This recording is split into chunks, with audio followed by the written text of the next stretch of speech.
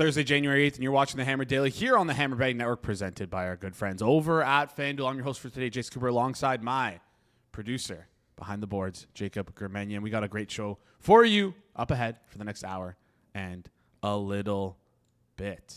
All right, let's get into things today. But before we do, I got to tell you about who's on the show today. Last minute change. Hitman is replacing Kirk in the second spot. Have all the program scheduling centered around Hitman. He's the network's prop better. He's a great NFL prop better. Do I not get a text at 11:30 a.m. saying, "Oh, by the way," sorry, I didn't even get a text. I texted him about tomorrow's show because I was like, do prep for tomorrow's show the day before, all that kind of stuff. Just make sure everyone's ready to go. Do I not get a text 11:30? Oh, by the way, can't make it tomorrow. What do you mean you can't make it tomorrow? You had a 30-minute spot on our show.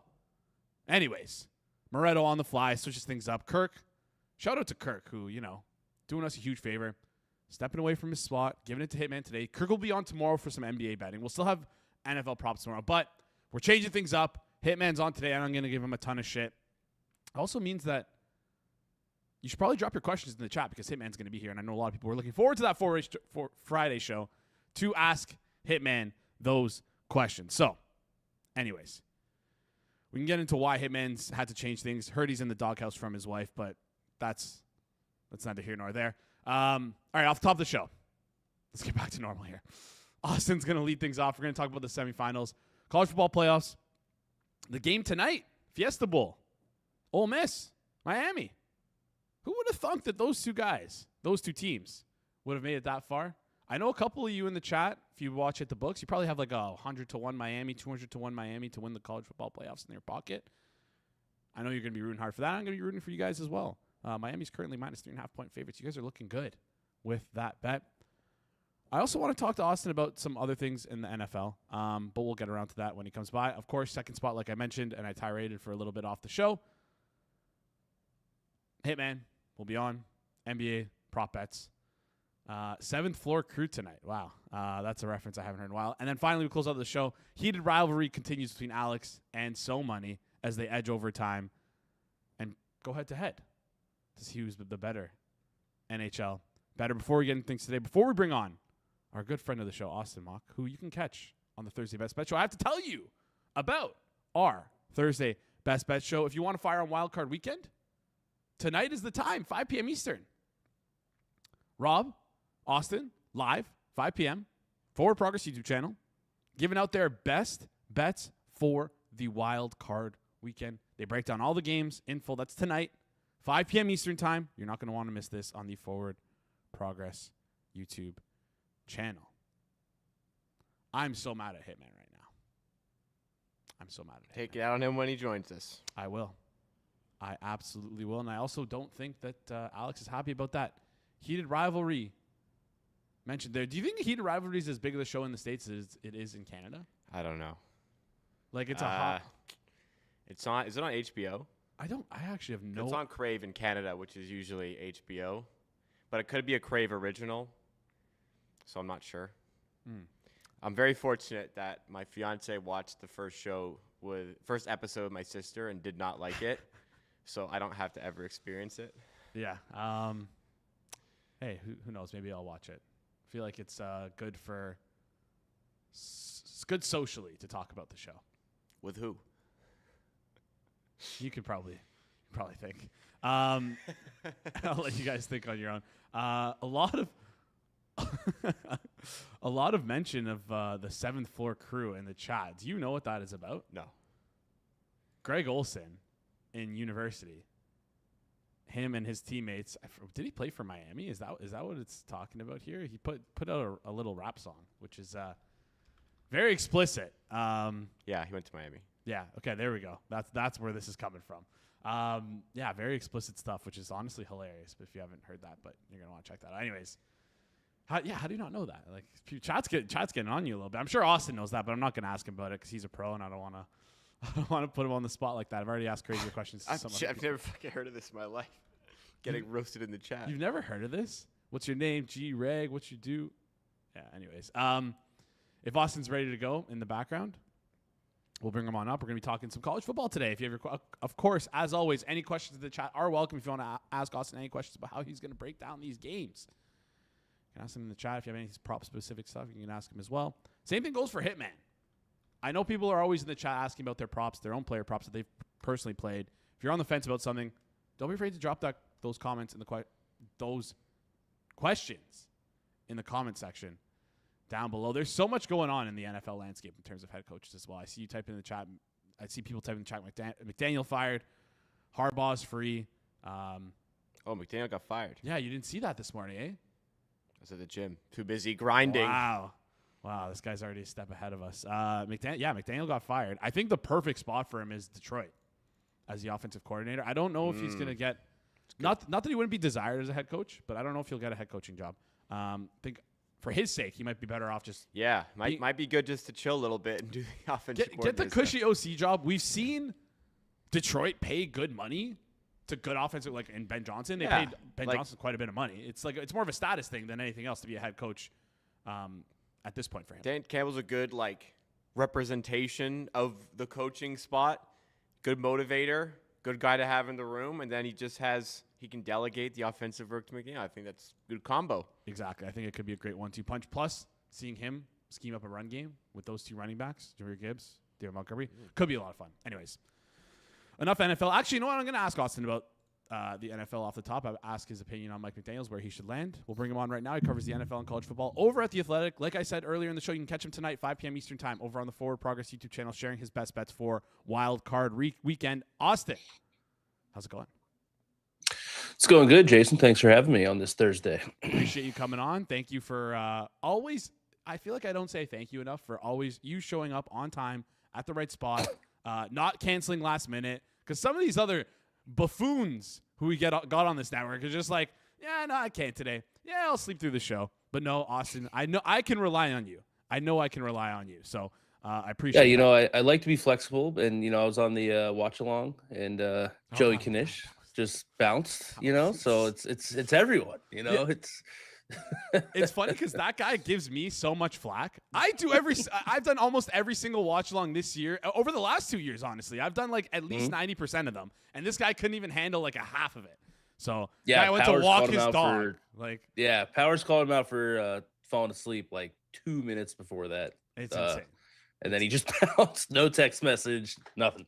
Who would have thought? The guy who's lying on his couch falls asleep. Anyways, quickly, opinions on McDaniel. Where do you think the best spot for him to land is? Do you think he was going to get a head coaching job, OC job? What do you think he would want to do? Yeah, I think what's interesting is the head coaching candidates. I don't think there's a ton of great offensive options. So if you're an owner who's leaning that way, or if you're, in that GM making decisions, he kind of shoots to the top of the list. He probably isn't for everyone because he kind of does have an interesting personality. But I would go after him if I had a head coaching job. But I think the best spot, what I'm kind of rooting for, is probably Philadelphia. I know people probably won't like that, but if you give, we've seen Jalen Hurts with good offense coordinators 2 out of the last 4 years perform pretty well.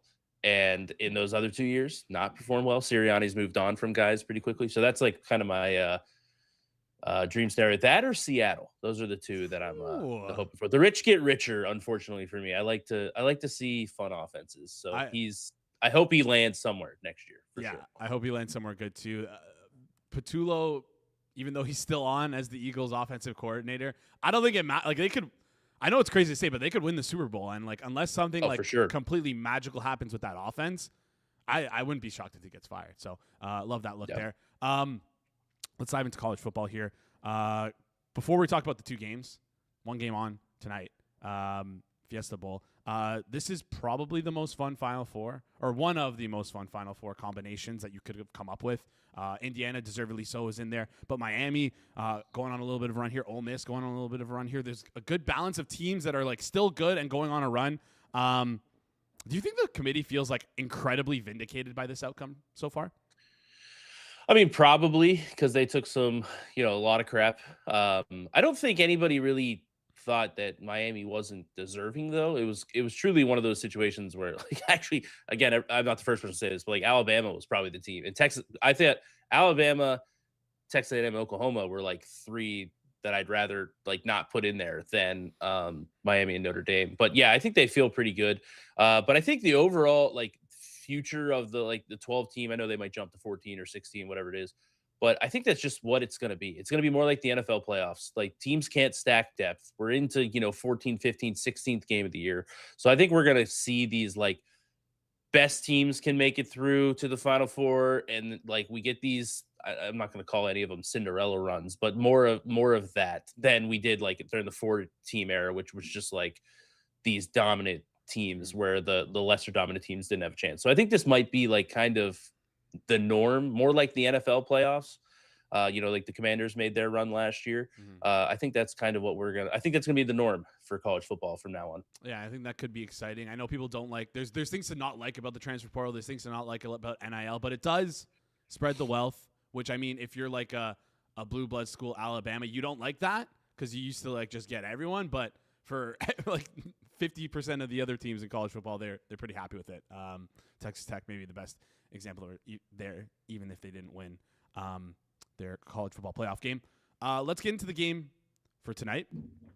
Are you shocked by this Ole Miss run? It feels like everyone kind of counted them out with Lane Kiffin being gone, but able to string together 2 wins. Looked good in doing so. Their offense looks like it hasn't really lost a step from what I see. Are you shocked at all by Ole Miss? I guess a little bit, but from coming on here, I've said I was low on Georgia, so Yes. I wasn't like totally blown away that they came back and won that game. Down 9 at halftime.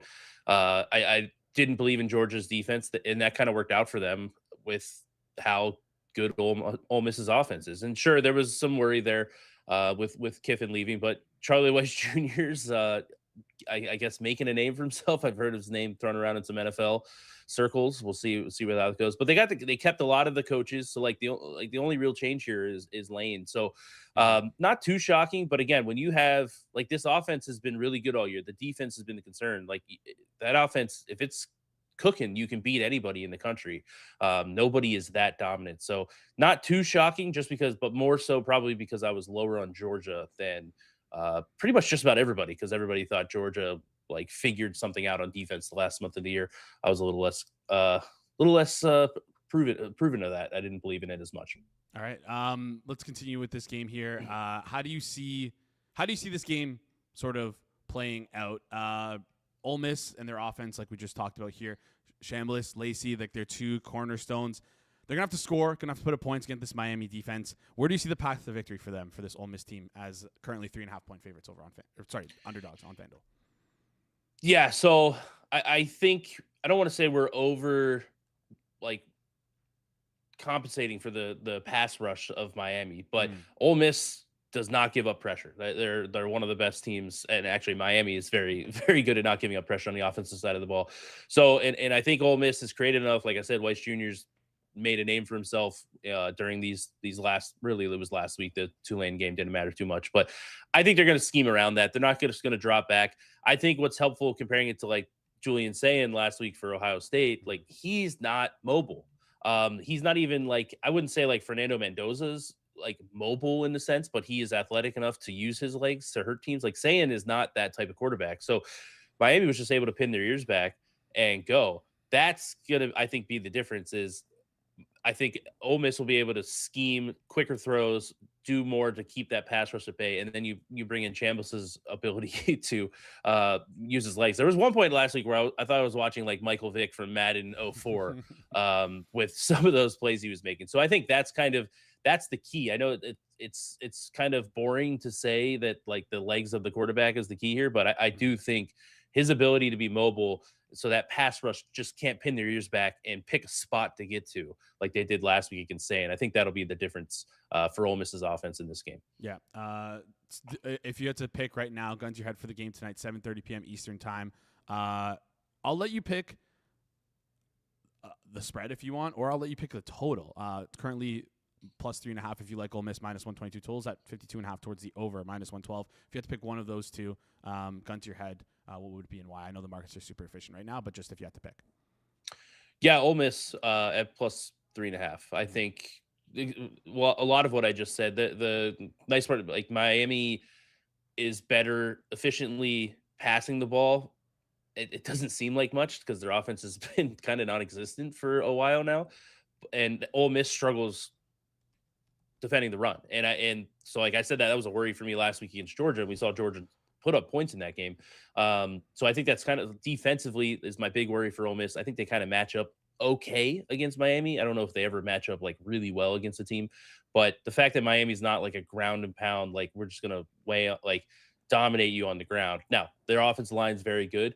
That is a concern, but I think that there's enough there that's like 3.5. I know it's pricey over at FanDuel right now at minus 122, but I think that's the only. I make the total 52.5, so that's the only look for me in this game inside and total. All right, let's flip over to the other game here. Indiana and Oregon. Second time they're meeting this year. Indiana, just looking at their box score quickly, just all the games over the season. There's only been one team to score more than 20 points against them all year, and it happens to be your Penn State. Shockingly enough. What's the path to victory here for Oregon? How do you see them? How will they be able to create points against an Indiana defense that's done such a good job at limiting scores against them and limiting yards against them? Yeah, the key, and this is the frustrating part when I watch Oregon. Like, I think Oregon's one of the best 4 teams in the country. Indiana is there as well. So this is this is not the national championship by any means, but these are the 2 best teams left in the playoff. I wish we could see Dante Moore use his legs more. Their offense has at times this year. I mean, when they played Indiana, that game was at home. They couldn't score. When they played at Penn State, Oregon, when they played at Penn State, they moved the ball, but they couldn't score inside like the 40. They kept getting stuck there and couldn't quite, in the scoring zone, if you will, couldn't quite put it in the end zone or even kick field goals for that matter.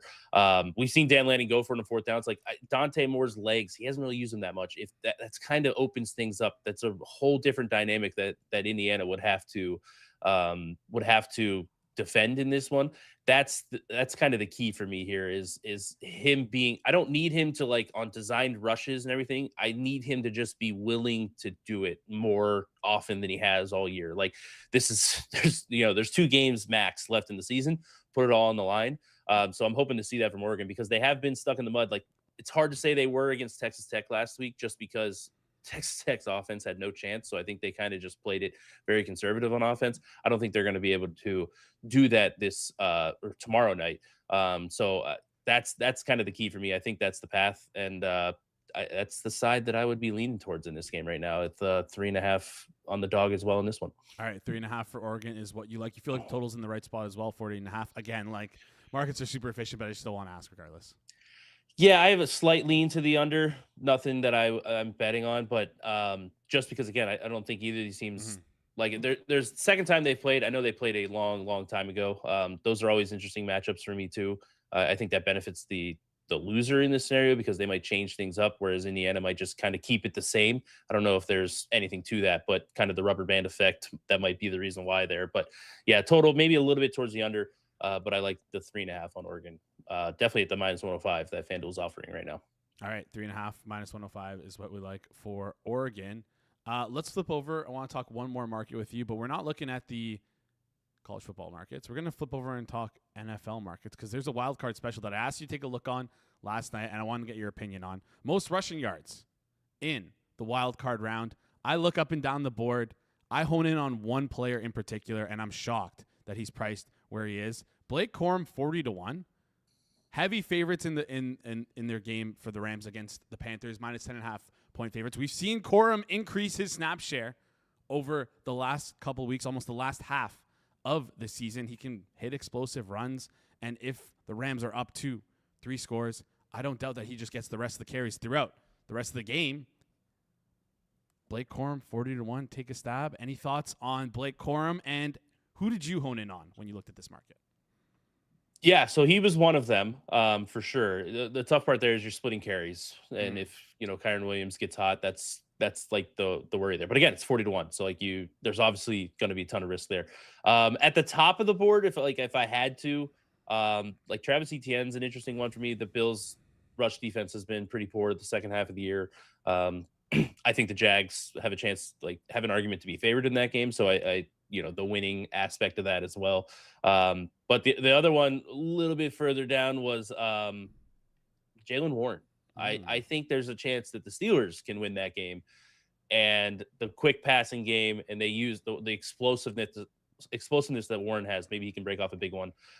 Wouldn't shock me. And again, he's a little bit there at 20-1, but Blake Corum was one that I was looking at. Those are the three that kind of popped out to me when looking at this market. Funnily enough, because I almost had the same idea logic for Jalen Warren, but I ended up looking a little further back and going 100-1 on Kenneth Gainwell, which is like kind of crazy, but like he also has similar ability and explosive play ability as Jalen Warren, although they use him a little bit more in the passing game and then the running game. But again, you just need a couple carries to go his way and could get to it. Austin, he would be. I don't know what his price is on the receiving yards, but they've been throwing downfield to him too. So that would be like an interesting look against that defense.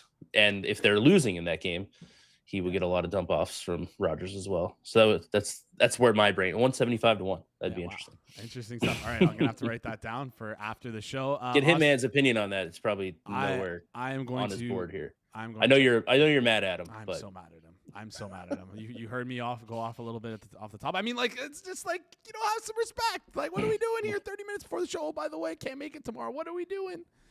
And I feel like he wouldn't have told us if I didn't text him today. Like, I feel like it just would have been like, oh, by the way, can't make it today. So anyways. People these days. None of these Americans want to work. Some of these Americans want to work. Sorry, I didn't mean to lump you into that conversation. Just him and Kanish are fresh, front of the mind. Anywho, Austin, appreciate you joining the show. Hopefully everything goes right for you tonight in terms of the Ole Miss and Miami game. And yeah, we'll chat next week. Talk soon. Yeah, we'll do. Enjoy the games this weekend. Have a good one. Thanks. Great stuff there from Austin. As always makes it to the show. Usually he's here on Friday, but with, of course, the college football game going on tonight, we switched it up. So, yeah. Excited. Happy that he came on. Happy with his breakdown of the games. Hopefully the chat enjoyed it as well. Before we get into our next guest here, quick reminder about our sponsors over at FanDuel. Football fans, we've waited all season for this. It's time to flip that switch towards playoff mode on FanDuel, America's #1 sportsbook. Throughout the NFL playoffs, FanDuel is going to be hooking everyone up with big boosts and more rewards. And right now, FanDuel customers can get in on the action with a wild card reward for the NFL wildcard round. Just pick one of your cards, and you can win up to a 100% profit boost. This is just one of the many reasons why FanDuel is the best way to game day. So start your run today. Just head over to FanDuel.com/forwardprogress to pick your wildcard reward. That's FanDuel.com/forwardprogress for a chance to double your winnings for the NFL wildcard round. Play your game with FanDuel, an official sports betting partner of the NFL playoffs. Must be 21 plus and present in select states for Kansas, affiliates of Kansas or 18 plus present DC, Kentucky, or Wyoming. Opt-in required. Rewards are non-withdrawable. Restrictions apply, including bonus and token expiration, leg requirements, and max wager amount. See terms at sportsbook.fanduel.com. Gambling problem? Call 1-800-GAMBLER. Visit rghelp.com. Call 1-888-789-7777. Visit ccpg.org/Chat in Connecticut. Or visit mdgamblinghelp.org in Maryland. Hope is here. Visit gamblinghelplinema.org or call 1-800-327-5050 for 24/7 support in Massachusetts or call 1-877-8-HOPE-NY or text OPENY in New York. All right. Up next, he's a pretty good prop bettor. And I just received a text from his wife. She's apologizing on behalf of Hitman because she said he's in the doghouse. We got some things to do tomorrow. She came home last night to find him treating his body like an amusement park. Hitman, how's it going? I mean, listen, I can't make it tomorrow. I sent a message to Moretto. I said, how could I make it up to you? Could I do it today, last minute? He sent me a message thank you for being so flexible, you making the change and everything. I think I should get an award, not be chastised. I mean, you have on the college football channel, what happened with Kanish? I don't know the story, but he literally just got off and said he went to sleep. He didn't say he went to sleep. He walked his dog and then went to bed. So we were doing our live watch along. He was supposed to be on for the full game of was it Georgia Ole Miss? And I think halfway through the second quarter, he just kind of got up, hopped off, said, I got to walk my dog, and then just never came back on. I mean, he's got some balls. Yeah. That's, I don't know. That guy Kanish, I've never met him in person. I don't know if I want to be honest, after hearing this story. But yeah, at least you don't got me doing that. Imagine if I walked away right now just for like 20 seconds and just never came back. Said, yeah, I went to bed. Yeah, no, that'd be terrible. But you know what? I think the most George Costanza thing you've ever said is that you deserve an award for canceling last minute and then coming on like a different time slot. Yeah, I might have had stuff to do today, but I sacrificed. It's 52 degrees right now in New Jersey. You know, I could be golfing right now. I don't even know what that means. I'm Canadian. Anyways, let's get into the games for today. I only have you for a little bit of time here. Let's go. All right. First game on the board. Unfortunately, it looks like at FanDuel, they quickly took off the Rams and Panthers game, but I want to start there. The biggest. I see it up. I see it up. All right. Then my FanDuel's just broken. Biggest thing I want to ask you about is Carolina and how they're going to match up with their wide receivers with the opposing cornerbacks of the Los Angeles Rams. This is an obvious pass script here for Carolina. 10.5-point underdogs. They're going to be moving the ball a lot. Do you like anyone in terms of the Carolina pass catchers to go maybe over their passing yards? No, you know, I'm kind of a little anti-Carolina offensively in this one. There is some potential bad weather in this game that we have to monitor with a little bit of wind. It's funny. There's really nobody with Carolina. All right, it looks like we lost Hitman. He Like deserves an in the award, rushing department. apparently. What the heck is that? This fucking guy, man. I have a feeling his computer just died. He probably wasn't even plugged in. I don't know. That is... There's a loading symbol next to his name, That or is- on his camera right now. All right, well, maybe we'll get him Give back. him we'll give him a sec. We'll give him a second here. Just want to quickly pull up T-Max receiving yards there. But Hitman doesn't like it. He's at 55.5 over at FanDuel. What an absolute... He's going to scumbag. sleep. He's going to go walk his dog. How We'll be right funny back. was it that he said, "What if I just got up and left?" And then he just proceeded to do that without. Maybe this is part of the bit. Yeah. Honestly, you know what? If this is a part of the bit, this is like elite trolling All right, he's back, but he's on his from phone. Hitman. All right, he's on his phone. We got him back. Against all odds, Hitman is here. You guys can hear me? Yeah, we can hear you. Appreciate Yeah, you I switching don't know. on the phone. I don't know what the deal is with the computer. I mean, it's working fine for me, but I'm on the phone right now. So. All right, all good. You were talking about the weather in the game. How you're a Yeah, little bit I hesitant on think Carolina. I think that the Rico Dallas split and Hubbard split could maybe get a little bit tighter, just with how ineffective both guys are. But Rico has been pretty ineffective recently, and with the weather, I really can't look much Carolina passing overs. I also think that there's a chance that Kyron Williams maybe separates a little more from Blake Corum in a big game. I think that could happen eventually. Is this the week it happens? As 10-point favorites, I don't know, but I do think that happens eventually this playoffs. All right, I'm going to quickly ask you about a thumbs up or a thumbs down. I talked with Austin before he came on here about most rushing yards in the wild card round. I honed in and circled Blake Corum at 40-1 to lead the wild card round in rushing yards. Would you give that a thumbs up or thumbs down at 40-1? Thumbs down. All right, perfect. 0 for 1 there. Let's move on to the next game. Bears, Packers. Line's kind of been bouncing back and forth between both teams here. My question to you is, who do you think separates themselves on both sides of the ball in the receiving game? Currently, right now, Christian Watson seems to be the lead receiver at 53.5 receiving yards for Green Bay. And then on the other side of the ball, it seems like Luther Burden is the guy at 41.5. But Colson Loveland, 40.5 is close second. And Romo Dunze is a close third at 36.5. Who do you think ends up being the number one pass catchers at the end of this game for both of these offenses? I'm kind of worried about Roma Dunze. I do think he's going to play, but I mean, the guy has a stress fracture in his foot, and I could see him not being that effective, although I do think he plays. The problem with Luther Burden is that they just refuse to play him like more than like 60% of the snaps, no matter how productive he is, and the fact that he has been their best receiver. So I don't know, like with Chicago, I could maybe pivot to like a DJ Moore and think that maybe he should be a little bit closer to Roma Dunze. With Green Bay, Romeo Dobbs had a pretty decent game the last time they played Chicago, and Dontavian Wicks is still in concussion protocol. So we don't know if Wicks is going to play. I'd lean no, just based off him still being in the protocol right now, although I'm not very confident in that. But I could see Dobbs being a beneficiary if Wicks is not in. All right, maybe stick close to the screen here. Dobbs 30.5 minus 114 right now on FanDuel.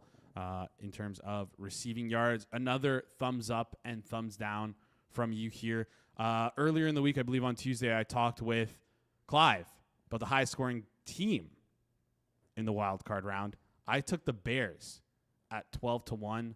Thumbs up or thumbs down on Bears being the highest scoring team in the wild card round at 12-1. Thumbs down. All right, 0 for 2. There's another potential weather. It's a potential weather game, and like there could be a chance that this weather report gets worse and this total crashes down like 2 points for all we know. So yeah, no. All right, thumbs down. 0 for 2 from Hitman over there.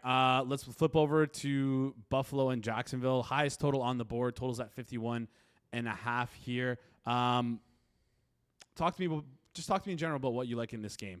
Both teams that get a ton of success running the football, but again, highest total on the board. We could see a lot of passing from Trevor Lawrence, from Josh Allen. What do you like here and why? I could see Parker Washington. Like he might be the Jags' #1 receiver for all we know. Like I know he's lined right now with Jacoby Myers, but I mean this guy's metrics have been off the charts the past few weeks, and he's been playing more over Brian Thomas. We've been seeing Brian Thomas has been rotating a little bit with Tim Patrick. Obviously, he leads the rotation, but losing a few snaps there. And then with Buffalo, I could see this being a really good matchup for tight ends for Buffalo. That is a weaker spot of the Jacksonville defense, and obviously the receivers leave a little bit to be desired for Buffalo. So I could see the tight ends being involved more for Buffalo. All right, looking at both tight ends for Buffalo there, Dalton Kincaid and Dawson Knox to maybe be a little bit more involved in the passing game. A couple more games to go. Hey, man, I'm going to remind you, as I always do, I love to put you on the spot for a anytime touchdown bet. You can pick any game you want. We'll cover it at the end. But let's flip over and talk San Francisco 49ers versus the Eagles. Tough injury news for San Fran, although it might have been expected there with Ricky Pearsall and Trent Williams both not practicing yesterday. We'll see if they can get a little bit healthier here. But how concerned are you with this San Fran offense without Trent Williams? Yeah, how concerned are you against this really tough Philadelphia defense? Yeah, I mean, I bet the Eagles -4, and I think that Pearsall is probably not playing. I mean, he's dealt with this PCL injury that's been nagging him for a while now, and the fact that Shanahan said like re-aggravated, that's just not what you want to hear, because he probably re-aggravate. If I had to guess, he probably re-aggravated it in practice Friday, because he went limited, I believe, all week, Wednesday, Thursday, Friday. But remember, like if you have one snap in practice on a Friday and then you re-injure yourself, you could technically be listed as limited on the injury report. So I'm a little bit nervous about Pearsall. I don't think he plays. I think that if you play all the Niners pass catchers overs, you probably end up with some slight CLV, because I think that I just think it's a very good chance that Pearsall doesn't play. I could be wrong. I have no info. It's just me handicapping injury report, but that's what I think.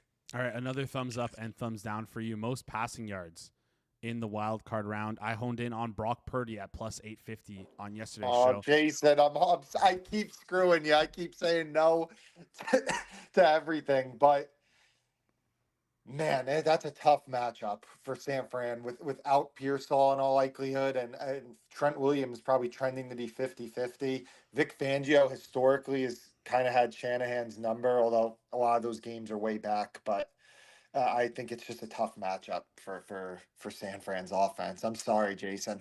It's all good. 0 for 3. You don't have to apologize, hey man. I just appreciate you being honest with me. I don't sugarcoat it. I shoot you straight. That's all you can ask for in somebody. That's all. I appreciate that. All right. Next game we have is the Chargers and the Patriots. Watch along. Will you be on that? I'll be on the Sunday night and the Monday night. So yeah. You are. We appreciate you. You'll be getting an award live on that show.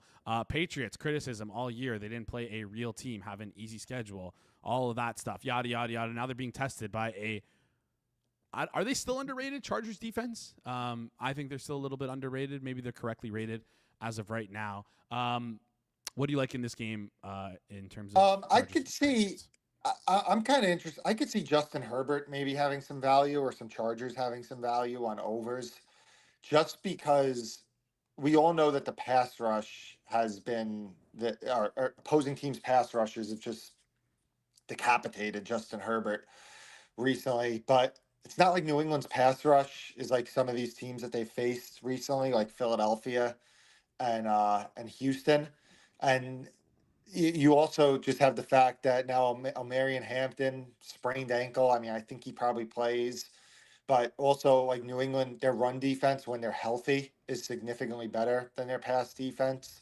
So maybe the Chargers open it up a little bit more this game and get a little bit better protection. And I mean, Justin Herbert, we know he's a better quarterback than a guy that's lined at like 225 passing yards. Like this is a guy that has the most passing yards in league history, or second most to start his NFL career. So like when they do let him throw, he's usually successful. So I think there's a path where he could get that the Chargers maybe the line just isn't as much of a turnstile as it has been in the past few weeks, and he could maybe have a bigger game.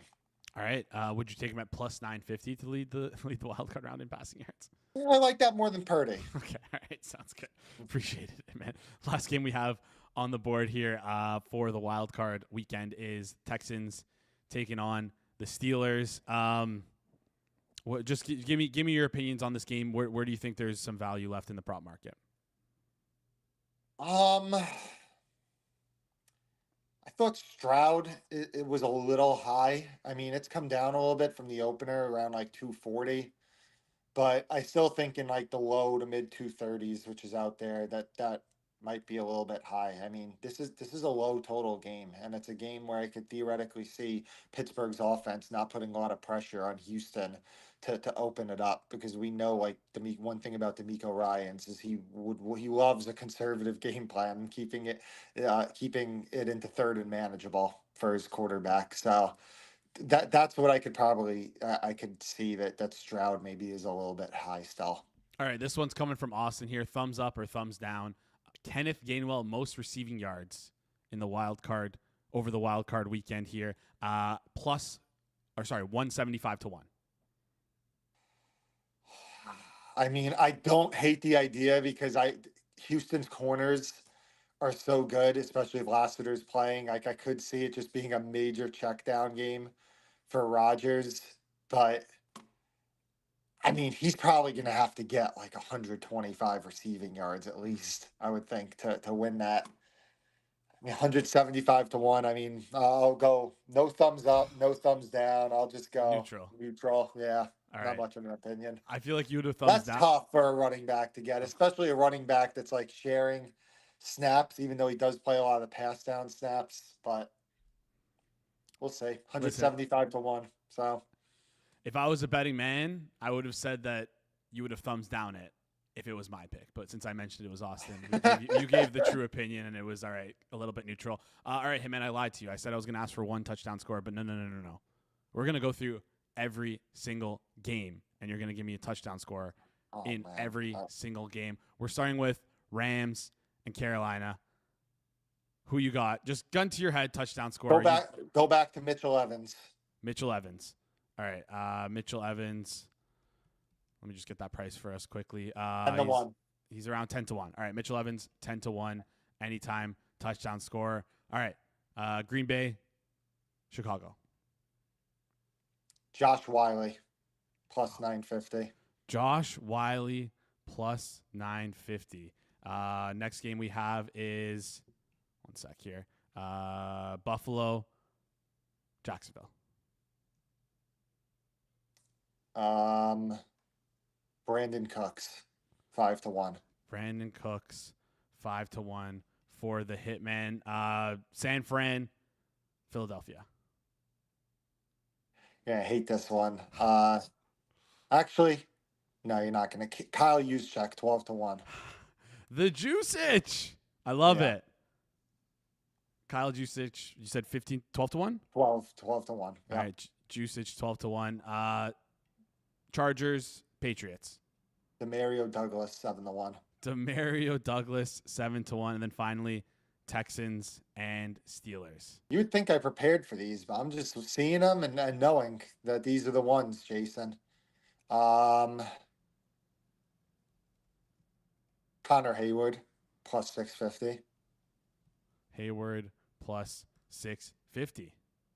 All right, Actually, Hitman. Oh. I'll let you change.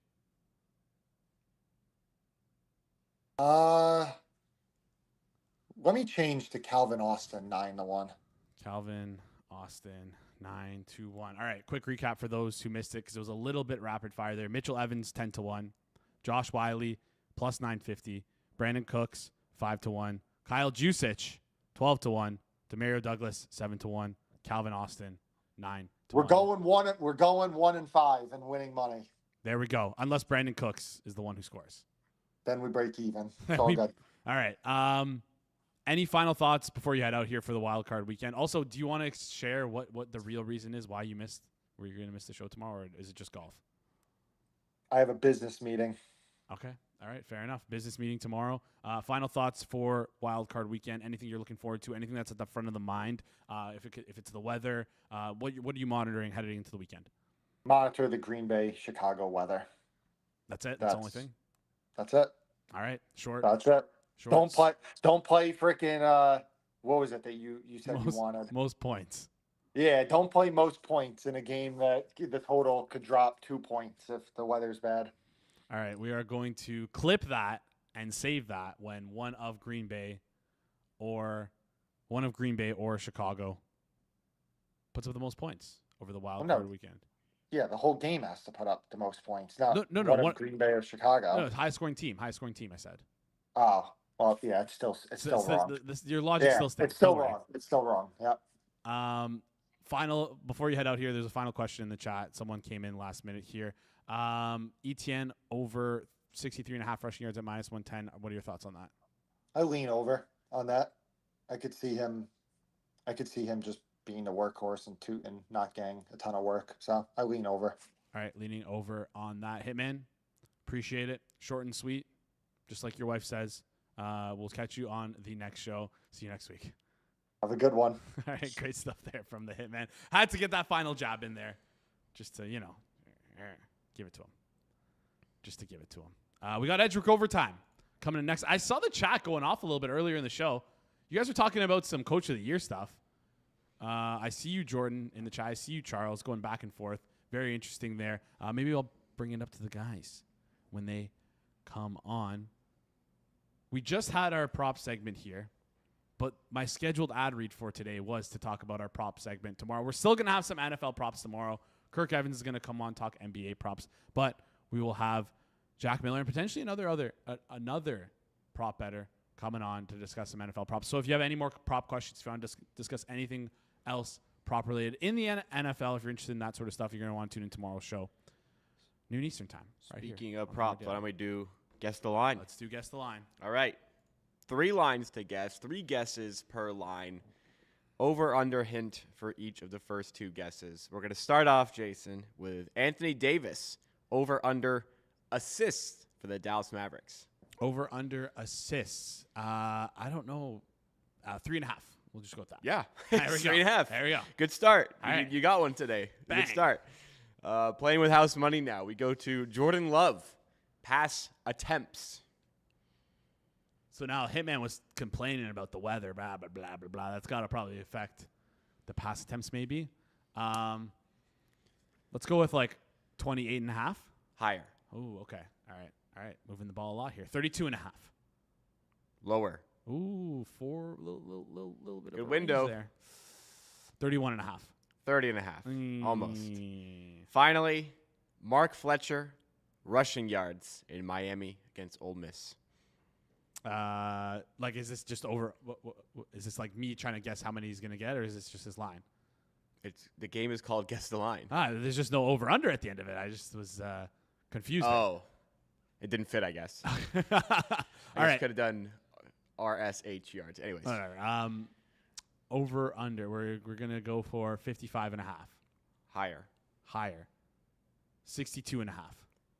Like, you're way off. It's got to be way higher. Oh my God. 89.5.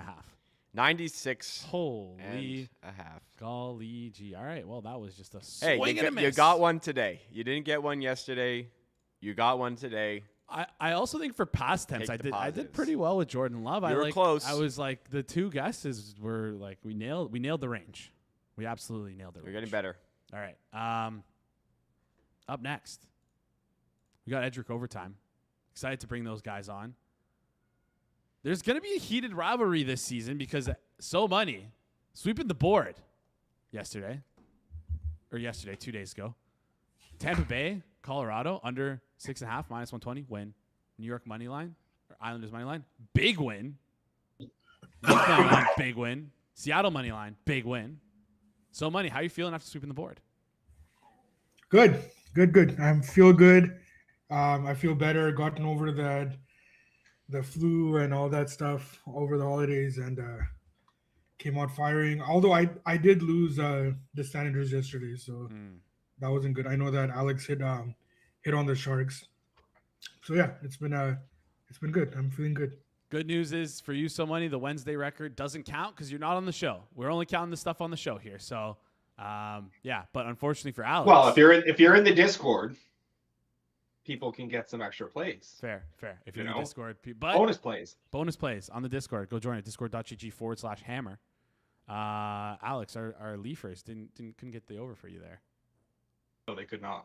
Well, we had a good night though on Tuesday. Yeah. No, Yeah. It was a good night overall for that was the both of us. only bet that missed was the Toronto, Florida over 6. You also had Dallas. We Carolina threw some over 6 minus 1. some bonus bets in the Discord as well later on Tuesday. There you go. Because we always talk about how I got lines. home. We sometimes need the lines to move into place before we can bet this stuff. And you also talked about Exactly. this. Maybe you can talk a little bit more, promote the newsletter about how much more confident you are at hitting stuff at post recently. You feel like the market maybe is a little less efficient than in previous years? Yeah. Thought I'd have some CLB truthers come after me there.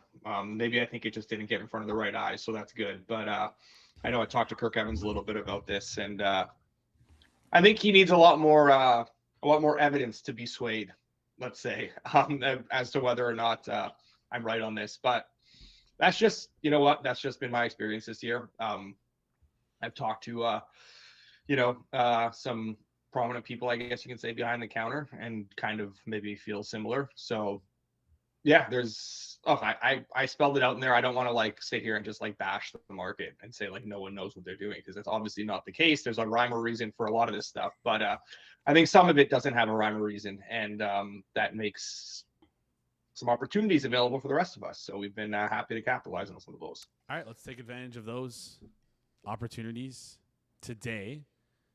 Maybe if you guys have, I don't know if you guys have anything you like in terms of the Jack Adams race. I saw some chatter about it in the chat. Maybe we'll get around to it towards the end of the show. Also, Connor in the chat is saying if Kirk Evans says you're wrong, then you're right. I would 100% agree with that, as we've seen historically. But anyways, let's get into the games for today.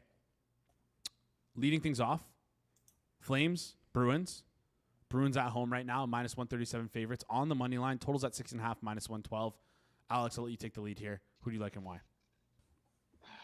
I don't. This is one of those where the market did run a lot, and I think it ran very much in the right direction. As soon as we got that Korpisalo confirmation, I bet the over, and it has flown since then. I did not expect it to fly this much, but I guess that's just the nature of things. That's also what I talked about, how sometimes, this year there's not a ton of two-way money. This ran one way, and it just kept going and kept going and kept going with zero resistance. So in this case, I very much agree with the way it's run. I bet this many moves ago at 6, minus 106, and now we're looking at 6.5 minus 108 on FanDuel. I cannot justify betting it at that number, but 6.5 plus money, if you can find it. I don't know, maybe So Money will push us on to still betting it at some of these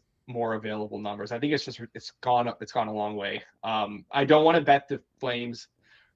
Normally, this is maybe with Korpisalo in net. I don't love this Bruins team. I would be looking to back the Flames, but I got a front row seat to them yesterday, playing my Habs, and this team is really in the gutter right now. They were playing well for a while, and they look terrible again over the last few weeks. And last night they looked lifeless.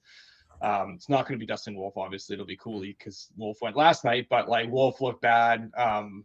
Just I don't know. I think this team is pretty bad vibes, and they already got bent before the Korpisalo stuff. So by the time Korpisalo was announced, I wasn't going to start chasing the number. So nothing for me there.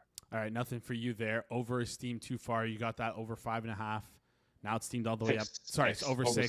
It's steamed all the way up to 6.5 right now. Funny that you talk about your CLV after directly saying that you don't think the CLV is that important this year in the market.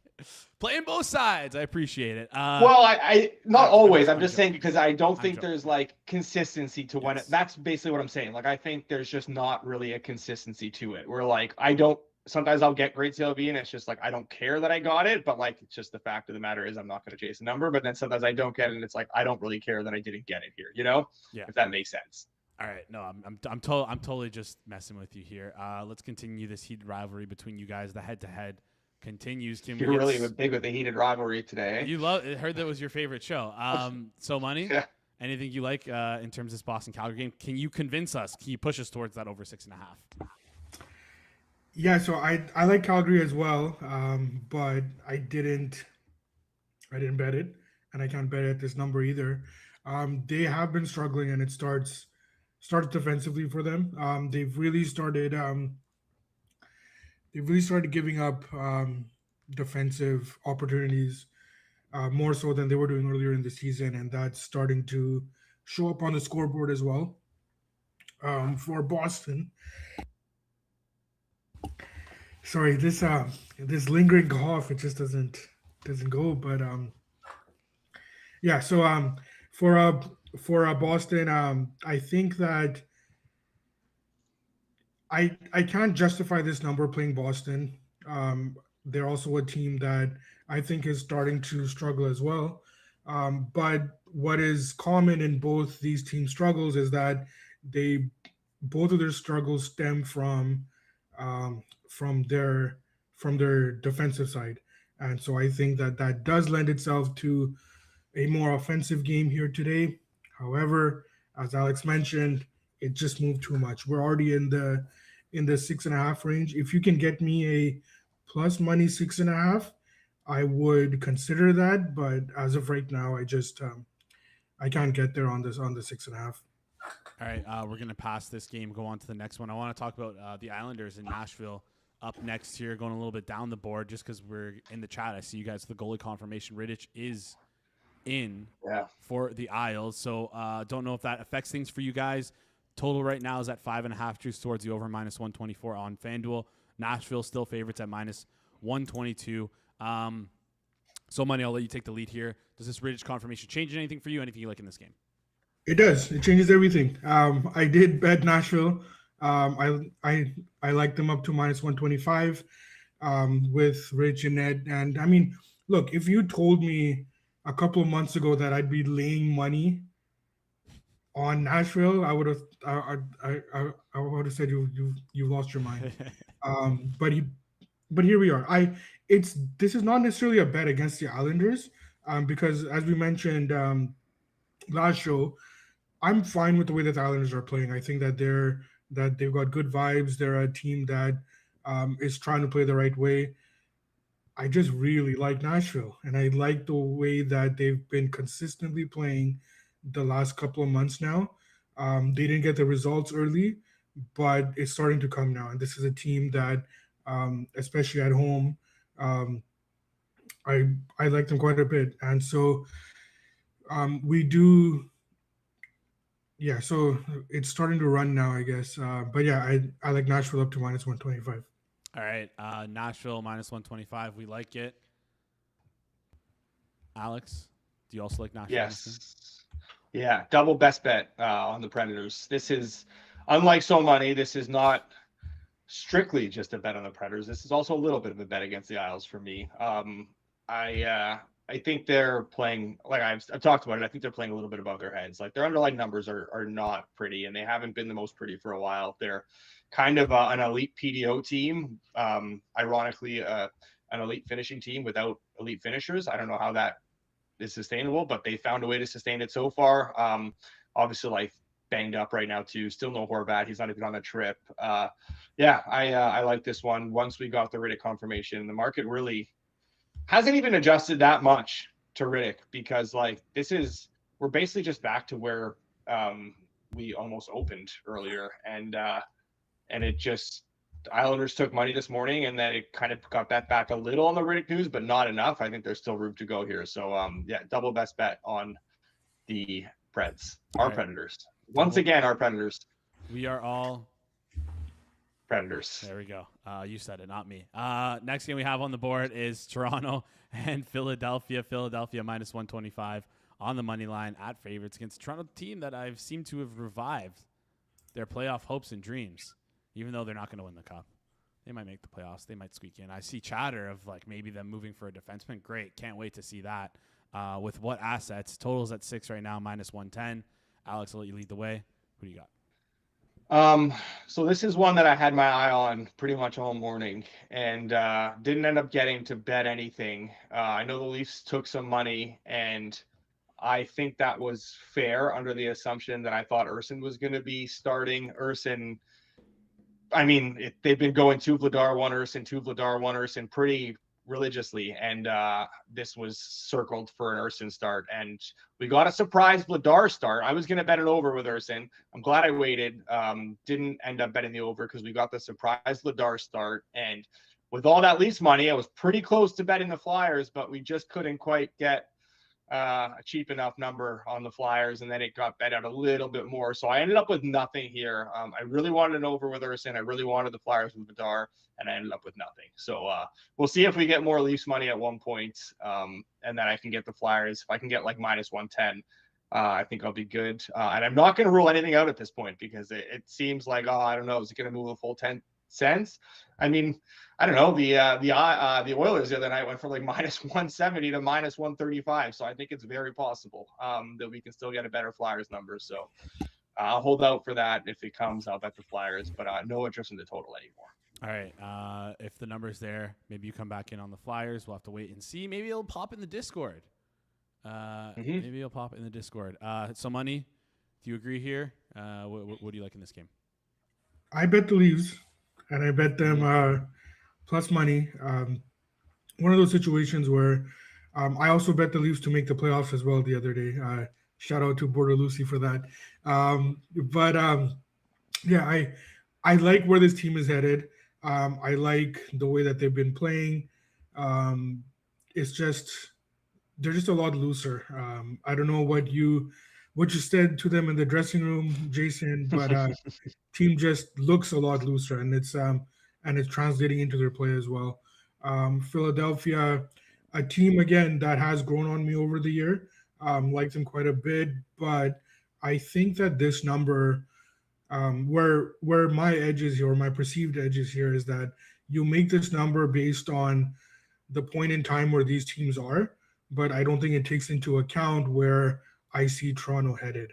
So if I'm right and Toronto is kind of going where I think they're going, then I think that plus money on the Leafs, who should be a better team than the Flyers going forward, I think that's where I had to hit it. All right, Leafs plus one. What was the number you said you're good to? Plus 104 is available right now on FanDuel. Yeah, 105 is widely available. Anything plus money? And anything plus money. All right, plus 104 it is. In terms of their style of play, so I do agree with you. They do look looser. I see them attacking a lot more higher in the zone, which we haven't really seen this year, using that third forward to come up high and play with the defenseman. But we'll see if that's going to last with this team. It's kind of like the antithesis of what Craig Berube wants to play, but obviously something happened there where they made the change, and they're doing it. So we'll see if it ends up working for them. Still, this team has no chance to win the Stanley Cup Finals. Oh, okay. They have no chance to win the Stanley Cup, let's be honest. What? No, I agree. I'm not even worried about jinxing it. Yeah. I thought you were just trying to do a little reverse jinx. No.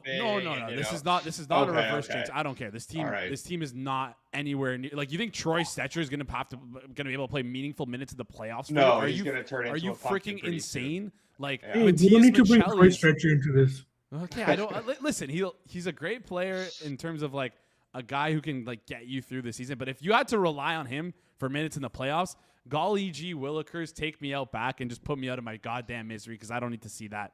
I don't need to see that anymore. All right, next game. Florida, Montreal. Florida minus 122 on the money line. It seems like some sharper books have a different opinion on this game, but Florida is the favorites here. Some sharp books, not sharper. Some books might like Montreal. Maybe that's Alex Moretto's doing. But Florida minus 122 on the money line. Totals at 6, minus 115 towards the over.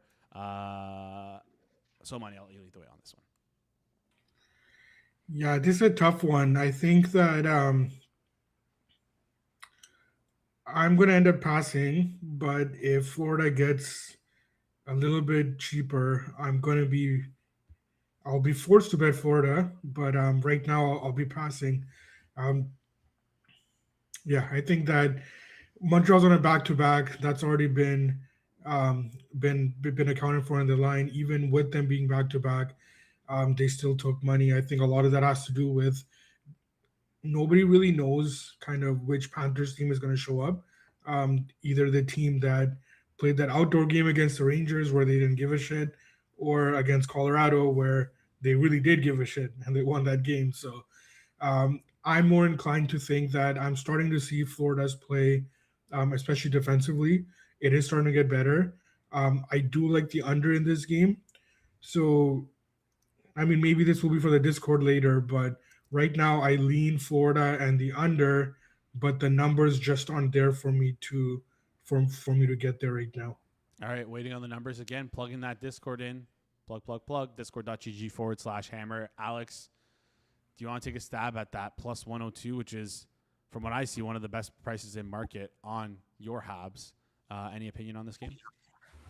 Now that we've stopped talking about Toronto Philly, it's nice we can talk about two teams that actually have a chance to win the Stanley Cup. Very excited for this game, but so this is another one that I was looking at earlier. I wanted to see what the status of Marchand was going to be.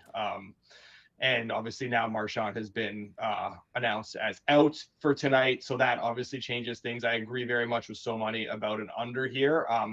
Montembeault has been, obviously we don't have Montembeault confirmation, but like Dobish backed up Fowler last night. I think that was purely to give Montembeault the rest and get him to start tonight. He's been a lot better since he's come back from his conditioning stint, whatever the heck that was.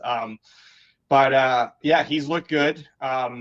No Marchand. I mean, this Florida team has been ravaged with injuries up front. They're at the point now where they have AJ Greer playing on the second line in place of Marchand, because that's how thin they've gotten. Obviously an elite team, but like with the injuries and Seth Jones and Tkachuk and like all these guys that are out of the lineup, it is pretty bare bones right now. So this is obviously like a very weakened Florida team. I really would have liked to bet Montreal even on the back-to-back with Marchand out, just given like what we have seen from Florida lately, and what we've seen from the Habs. I don't think this is a true back-to-back either. The Habs got that, like, the Habs started strong yesterday, got a very comfortable 3-0 lead and kind of coasted. Like, we saw a lot of that fourth line in the third period, a lot of Veleno, a lot of Sammy Blais. They were kind of able to rest Hudson, rest some of those top guys and not have to play them a lot of minutes. So I don't think it's a true back-to-back. But the Habs took money, again, the Habs took money this morning before any Marchand news came out. They went from the mid to high teens all the way down to like plus 105-ish once the Marchand stuff came out. So I got a small nibble on the Habs at plus 105, but like not something that I was like, it was basically like the shortest I would have been willing to play it. So now that we're looking at like plus 102 best price, I'm going to pass. If we can get, some Florida money again and get a better number on the Habs, I'd be interested again, but nothing as is there. There is one plus money under 6 available right now, under 6 plus 102. I do like that if you have access to that. I don't want to play it at minus 105, but I do have faith in what I've seen from Montembeault. And with these Florida injuries and stuff, obviously offensively, I think hurts the team a little bit on a back-to-back. So for the Habs, so yeah, I do like an under here if you can get plus money on the 6. Yeah, no, that Florida team really has been struggling to score outside of that Marchand line. But again, with no Marchand, it's going to be a tough sledding for them to put up goals, even though Montembeault I think stinks, but whatever. He's back from his conditioning stint, whatever that means. I just looked at his numbers this year. I was shocked. 865 save percentage. Yeah, he was horrible. I mean, he was terrible to start the season. For the first 3 months of the season, he was borderline unplayable for games, 100%. But he's got a long track record of being good, and he's since been good in a few starts since coming back. He's looked really sharp. He's looked comfortable. He's looked confident. So I don't know. I mean, it's weird with goalies, right? Are you going to react to a few games of him being back? Or are you going to look at his season, or are you going to look at his bigger body of work over the last 3 years, where he's top 5 in the entire NHL and goal saved above expected with the guys you'd expect, like Vasilevsky and Shesterkin. I don't think he's anywhere close to that level. Obviously, that is definitely a mirage, but he's also not the bad goalie we saw earlier. And if he's able to get back to the guy that he was last year at the very least, then I think maybe a little hidden value on some of these unders as the market tries to sort of catch up to what Montembeault is now. All right, maybe hidden value on the unders, but you need that plus money there. Don't like the minus 105s that are currently sitting. Only one spot holding that plus money. If you're Canada, go. Bordelucci, go. Devils, Pittsburgh up next. Penguins minus 114 on the money line. Totals at 6, minus 118 towards the over. Alex, I'll let you lead with this one. Anything you like in this game? No, I got nothing here. I don't know what to make of this Devils team. Do they respond to getting absolutely bent over the other night by the Isles? That was one of the craziest things. Honestly, and you look at the Devils didn't. It sounds so weird, but they didn't play horribly. The Isles scored on basically every shot. Markstrom was a disaster. It was pretty funny. Honestly, that's the most I've ever respected Sheldon Keefe. I think how he just basically said F you to Markstrom. You look like shit. You're playing like shit. I'm going to keep you in there to the bitter end, and you're going to have to endure this if you're going to make us endure this. So that was pretty funny. I would do they respond? I don't even know at this point. Or are they just so broken? I don't know what to expect from this Devils team. So this is just a complete stay away from me right now. All right, staying away from this one. The Devils I don't know. It's funny because we saw Markstrom not get pulled, and then I think last night it was Bennington refused to get pulled in a 7. They put up 7. No, Hofer was missing. Hofer was just hiding. Gone. Montgomery was looking around. He's where is he? And he's peeking out from behind the thing. That was amazing. All right, we're entering peak NHL season right now. So Money, we'll flip over to you. Anything you like in the Devils game? Yeah, I played the Devils. There's a lot of narrative involved here, and I fully concede that. Sometimes you do need it. This is one of those situations where I think that the Devils should be a better team than the Penguins. They should be. We are at the market low, clearly on the Devils.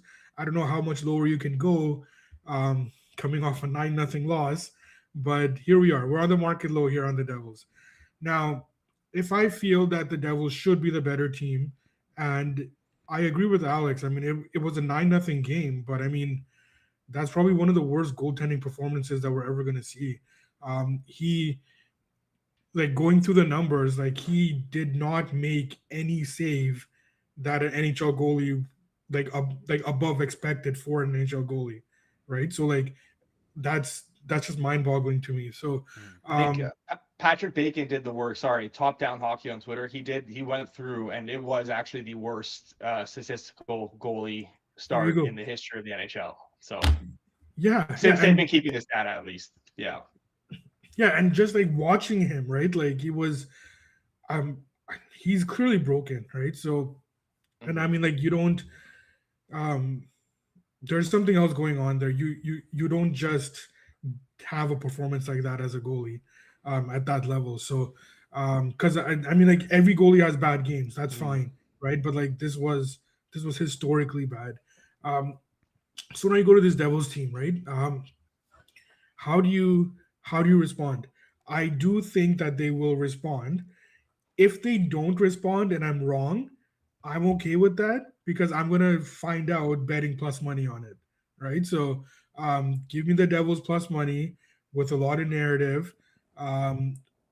Still thinking that the Devils are the better team, and if I'm wrong, I'm gonna lose on the plus money. So I'm totally fine with that. All right, a lot of plus monies available if you look towards those offshores. Plus 100, plus 102s, plus 101s. Go scoop those up Where's this plus? Yeah, plus 100's out there on the Devils, fully going for the narrative, but I don't hate it, so money. I don't hate it. Process is there. That's the most important thing. Buffalo, New York up next.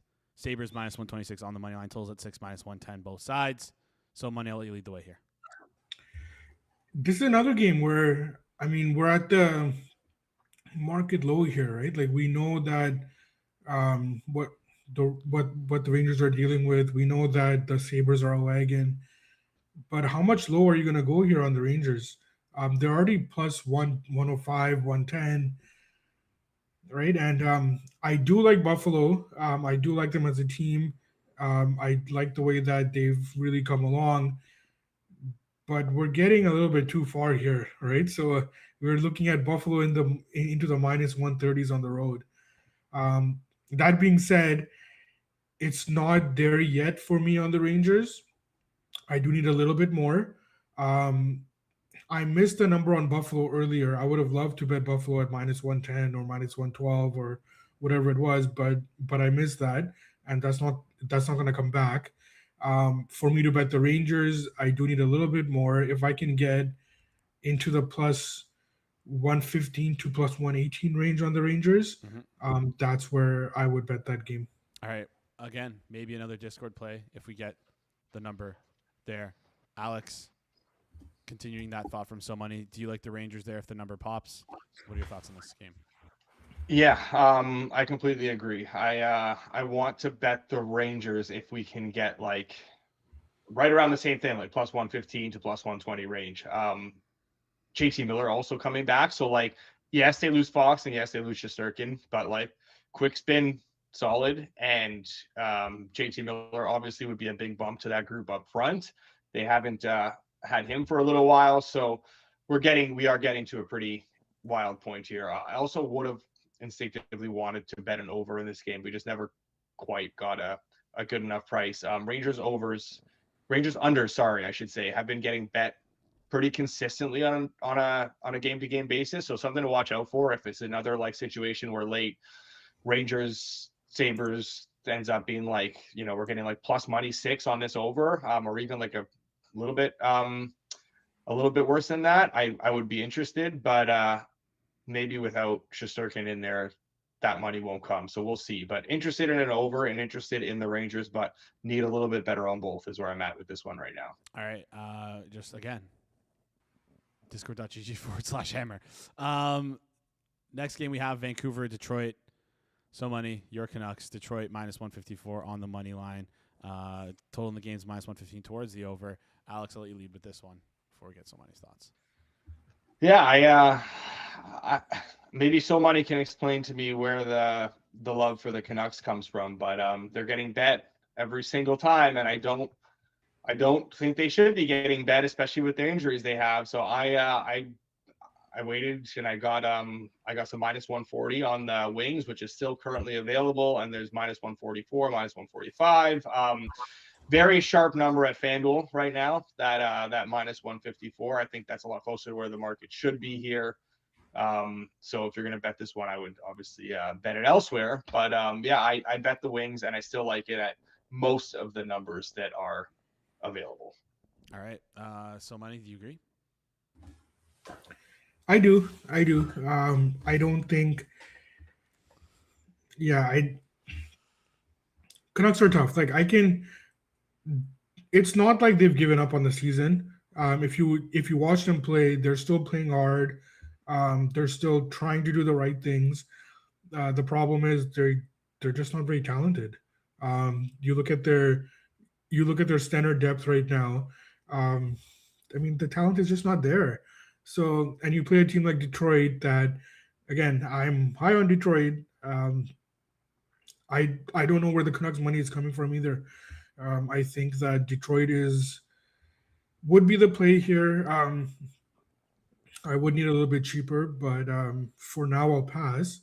But I agree with Alex here. I think that Detroit's the right side. All right. Almost a double best bet, but you need a better number than the current plus 145, 150-ish that's out there right now on Detroit. RW fan might know where the Canucks money's coming from. He's saying so money secretly jamming the Canucks and not telling anyone. Maybe that's where it's coming from.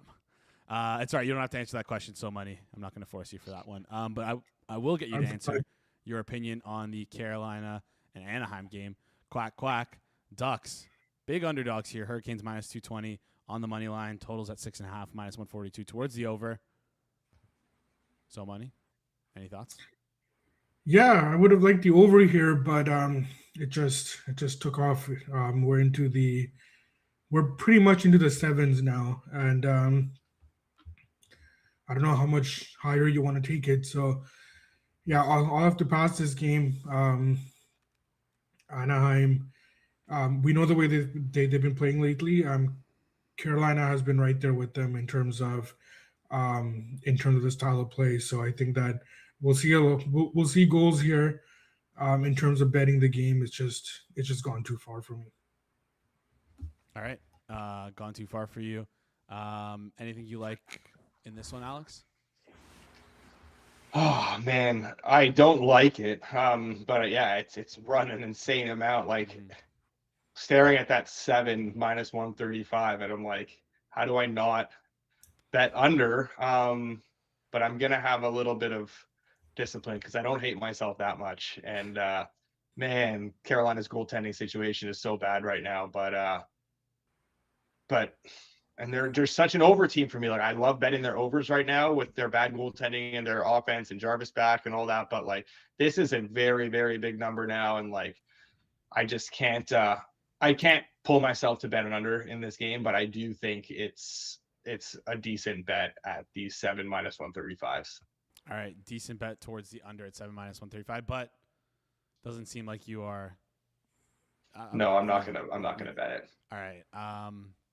Maybe a Discord play. Who knows if this number runs up a little bit more, which I don't know how that's even possible. I love whenever these Anaheim games pop. I just see them. The total. I'm always shocked by how high the total is. It's just it feels like this is probably is this like one of the higher totals we've seen in recent memory for a team consistently like game over game. It's just what crosses my mind. In the chat, we're getting goalie confirmation on Grubauer, so we're gonna flip over to the Wild and Kraken game. Wild right now minus 160 on the money line. Want to get this to you guys when we have the goalie confirmation. Totals at 6 minus 115 towards the under. Alex, I'll let you lead on this one. Does the Grubauer confirmation? Did you expect that? Does that make you like anything more or less in this game? So I've written about this before and how I'm kind of like gonna adjust quickly when it comes to goalies. I did expect it because they've been alternating the Kraken pretty consistently now of late between Decor and Grubauer, and honestly with good reason, because Grubauer has been unbelievable. Like he's been really good and Decor's been good. Like they're just getting good goaltending across the board. I don't even know that there's much of a difference between these two guys anymore. So it does not change anything for me. I did kind of expect it, and I do not have anything in this game. All right, skipping this game. You did expect it though. So Money, did you expect this Grubauer confirmation? Do you like anything in this game? Yeah, I did expect it. I played the under here, under 6. It did move up a little bit earlier, but I think that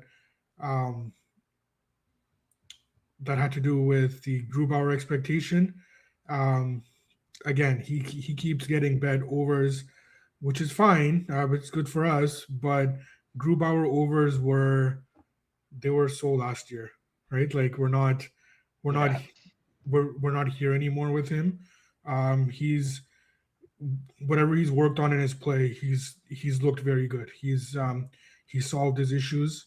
And again, goalies are fickle, right? I mean, it might revert back to what his last year's form was next year. I don't know, right? But for now, he looks good out there. He looks comfortable. His positioning is sound. His movement is good. And he's someone that I've been betting on quite a bit. And I've been betting on Seattle quite a bit as well. But I think that in this game here against Minnesota, I think they're lying fairly on the side. But I think that our edge comes in on the fact that Grubauer is not the same goalie he was last year. And a Minnesota-Seattle game should not be a flat 6. All right. Sorry, was that do you like that towards the over? Under. Under. You like that towards the under, minus 115 here. Minus 110s are also out there. Yeah, 6, minus 110. First total of the day, I believe, for you guys. Unless I've missed something here, but yeah. No, I think the first one that was actually like bettable. Yeah. First bettable total of the day, under 6, minus 110 is what we like. 3 more games left on the board. Do us a huge favor. Smash the like button. Goes a long way here on the channel. As you're viewing the channel as well, hit the subscribe button. Goes a long way as well. Do both those things, and you'll get a secret surprise by your fireplace tomorrow morning. I won't say what it is.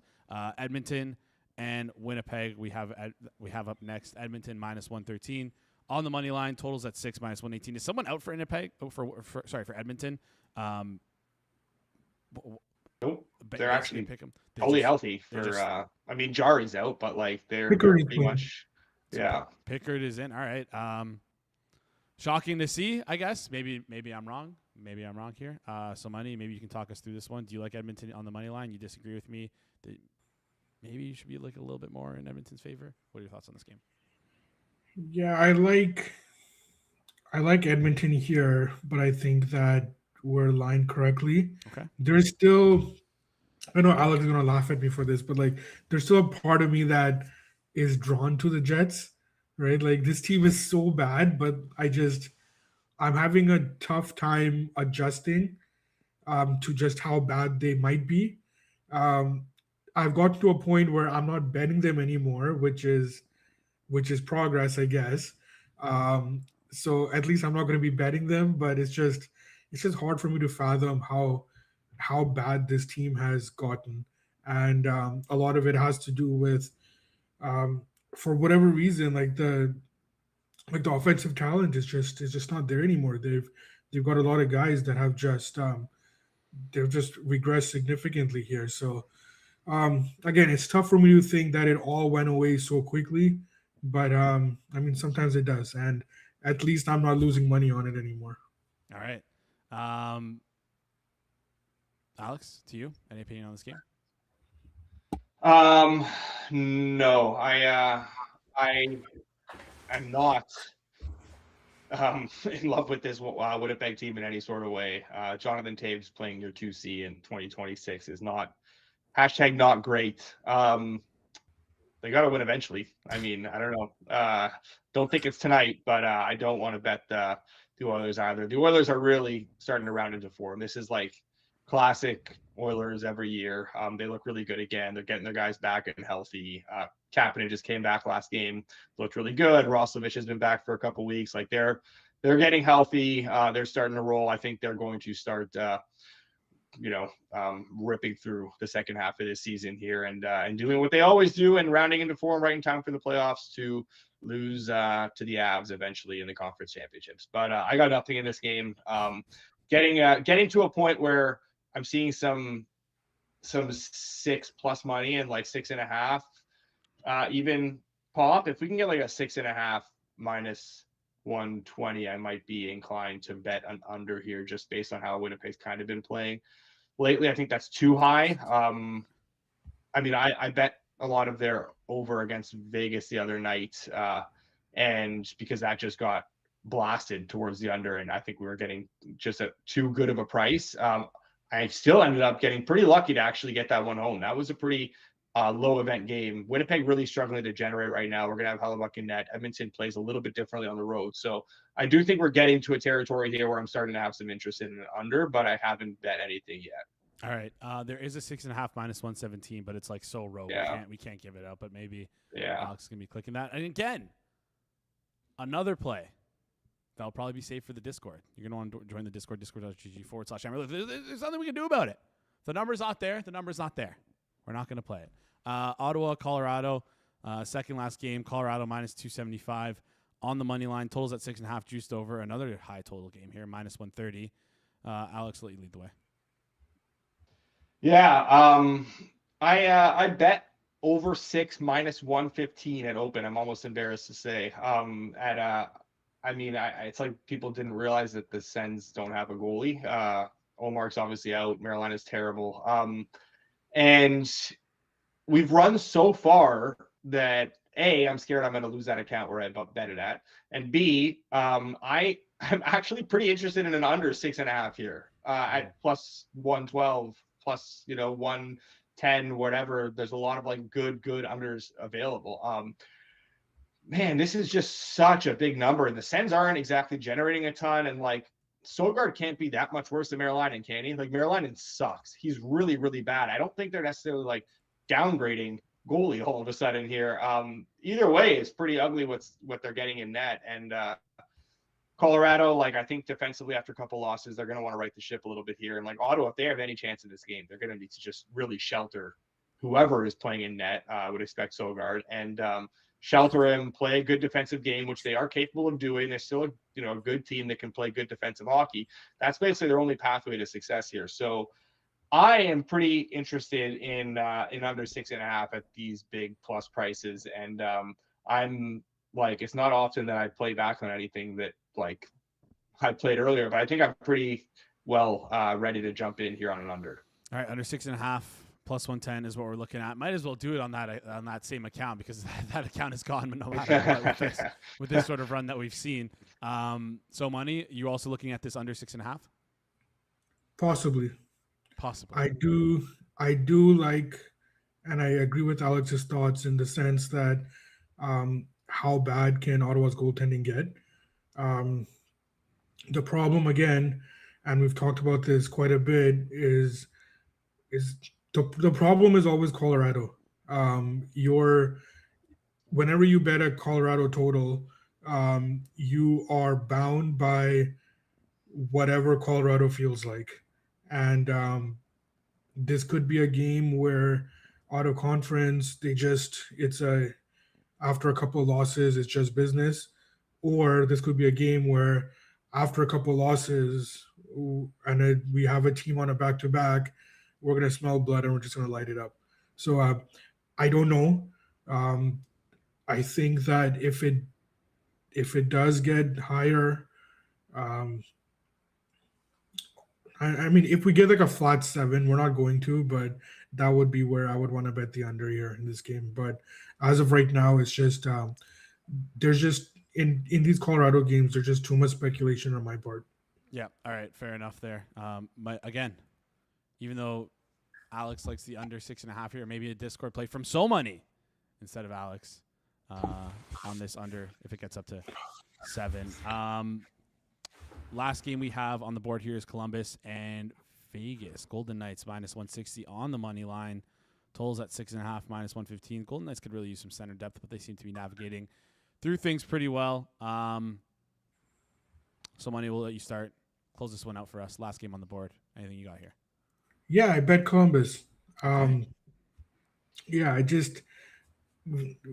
don't know who Vegas is to be laying this money right now, or these prices right now with the way that they've been playing. Yeah, and a win against Winnipeg doesn't really do it for me in terms of them turning it around. So until they show me that they're turning it around and they're starting to actually play better, I'm going to fade them at these big numbers, and I'll continue to do so. Columbus, yeah, they haven't been playing well. They've actually started struggling quite a bit again, and but it's just this number is just too high for me. So I did bet Columbus. I do like them down to plus 130. All right, Columbus down to plus 130. We got a plus 132 available on FanDuel. Alex, last game on the board. Anything else you got for us here? Well, we're gonna end up having a head-to-head, but very different numbers, I would say. But I like Vegas at this point. Like we're getting kind of cheap. Not quite yet. I want to see if it runs a little bit further. But I probably will bet Vegas either way. I'm just waiting to see if it gets a little bit cheaper because I don't know. I don't quite see it with Columbus. I don't think they're able to step up in class as well. I don't love the team overall and how they've been playing. I think Vegas has not been necessarily getting the results, but they've been playing generally fine. Like they dominated the Jets the other night, and again, it's the Jets, so like that's not really saying all that much. But like they, on home ice, they've they put together good games against like the Avs, against the Wild. I know they lost them, but like this is obviously a clear step down. I still think Vegas is ultimately fine. Obviously, just they've been battling a lot of injuries. I think that's kind of played into a lot of their results. So like they're not necessarily going to suddenly get, Carlson and Theodore and these guys back, but like long term, I think they're going to be fine. And even short term, like without those guys, they're still playing better than their record indicates. I feel better about it tonight because we got the Carter Hart start the other night, and Carter Hart sucks. So he's just not been able to find his game whatsoever since coming back. So we'll get Schmid here, which I'm feeling a lot better about. And Greaves is awesome. Like I'm not gonna sit here and say anything negative about him. Barry Colt's legend. Played right down the street. Is just junior hockey, but I can't imagine we're getting full Jet Greaves in like his 7th straight start, 8th straight start. Like he's going to start for sure. I would be shocked if they all of a sudden now decided not to start him, especially with the back-to-back this weekend. But like, how sharp is he going to be with all the workload that he's had to sort of maintain? So I will come back the other way on Vegas. And yeah, maybe a fun little head-to-head to end things off, I guess. All right, what was the number you needed on Vegas right now? It's minus 160. I'd bet minus 150. Okay. It's minus 152 now at FanDuel. Okay. All right. Just Columbus money keeps coming, so I'd bet it at minus yeah. 152. I'd bet it at minus 150, but I think that we can probably. I don't think there's going to suddenly be a ton of Vegas money that starts coming. So I think you're fine to wait a little bit and see if you can get better. All right, head to head. Great for the record. Love that. Paying the juice, essentially. Let's recap all the picks for today. I think I flipped you guys, and I think I have you guys in the wrong spot, but you can tell me where I'm right, where I'm wrong. Here's so money. Nashville minus 122 on the money line. Toronto Maple Leafs plus 104 on the money line. Devils plus 100 on the money line. Minnesota, Seattle under 6 minus 110, and Columbus plus 132. Did I miss anything? Did I flip any of yours with Alex by accident? No. Okay. No, right. You're good. Then Alex's should be right then. Nashville minus 122 for Alex, double best bet. Detroit minus 150. Ottawa, Colorado under 6.5 plus 100. And then the head-to-head Vegas Golden Knights minus 150 against Columbus Blue Jackets. All right. Plus 100 on that Ottawa, Colorado is not exactly plus 110 under 6.5. Oh, you said plus 100. Sorry, I have plus one. That was a mistake by me. I have plus 110 written down here. Before we head out, I have one question for the both of you. It's about the Pacific Division. I feel like it's pretty stupid to fade two teams that are bottom 3 in PDO, in Golden Knights and Oilers. If you had to pick a winner for the Pacific Division outside of those two teams, is there anyone that you would click at current prices right now? Seattle at 40-1. Yeah. No. I'm not saying it's a bad bet. I think at 40-1, that's great. But there's no way they're winning the Pacific Division. Like they definitely have better than like a whatever percent chance that would be. But like they also don't have a chance. Like he said besides those two teams, though. I know. I'm just saying, yeah. Okay, let me paint the scene then. Maybe it's gonna be one of those teams that wins the division. But don't you think there's a realistic possibility that one of those two teams doesn't finish, let's say, second in the division? And on FanDuel, they have exact division finish, where you could take a stab at a team to finish second there. Seattle would be, give me 1 second here, 16-1 to finish second in the division. Is that something you would take a swing at? No, it's boring, but I think if anyone's going to do it, it's the Kings. And I'm not necessarily like super high on the Kings, but they have the easiest schedule in the second half of the season. By strength of schedule, they are number 1 easiest schedule in the second half. So I do think that the Kings will take their rightful place in the top 3 of the Pacific, as they always do, and then lose in the first round. So that's kind of where I'm at in the Pacific. I don't think any of those teams are close to the level of the Kings or Vegas or Edmonton. Alex and I always have one team every year where we just vehemently disagree on. Last year was the Sens, this year is the Kings. I just think this team sucks. All and right. I don't even think they're gonna make the playoffs. All right. Diametrically opposed on this Kings team. Should be interesting to see Should we do a head-to-head on their playoff? I don't know. They're probably pretty favored to make the playoffs, though. I can probably find something that's interesting here if you just give me 2 seconds. Minus 380 to make the playoffs, though. Yeah, I wouldn't bet that. But, I mean, I definitely think they make it. All right. Who won last year, would you say, between you guys and the Senators? Who was right, who was wrong? I was wrong. I'd say the Senators were good last year. They made the playoffs. They lost in the first round, but like they were competitive. I think So Money was closer to right for sure than I was on the Sens.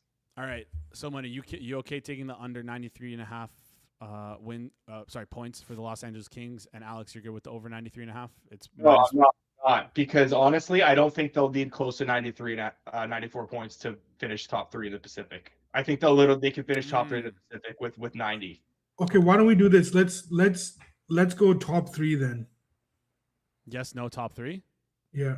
All right. There we go. Yeah, let's do that. That's fair. I think that's good. All right. Head to head.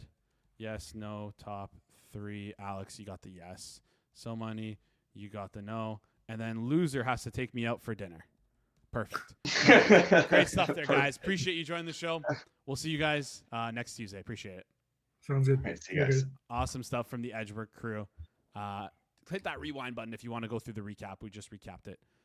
All the picks for the Edgework crew today. Great show. Great show. Even though my good friend Hitman likes to throw a wrench into things, I thought things went pretty smoothly there. That wraps up things for today. Appreciate you guys joining. Appreciate you guys tuning in. Appreciate the comments that always filter in throughout the show. You guys are as much of a part of the show as every single guest is. You guys help make the show what it really is, and I think it's really great. So smash the like button on the way out. This has been the Thursday, January 8th edition of the Hammer Daily here on the Hammer Bank Network, presented by FanDuel. We will see you guys right here tomorrow.